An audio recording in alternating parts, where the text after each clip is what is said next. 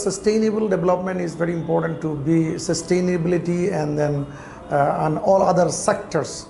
In the renewable energy sector, now government is trying to go for the achieve this kind of development.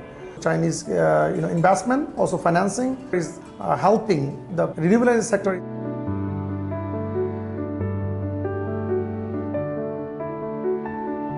They are working with the Chinese renewable energy equipment, like the inverter, solar module item, the wind farm they're importing from China.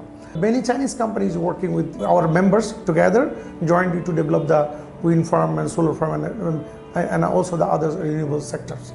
The Chinese experience can help Bangladesh to develop this sector. That is, we can take share with the Chinese expertise.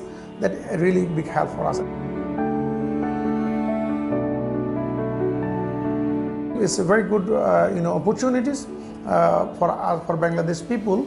The China has been going to invest in a lot of solar project and in wind project, which is by remote area. Many people is working there, and it is helping much more for social, economic development. I am as a president of BSREA.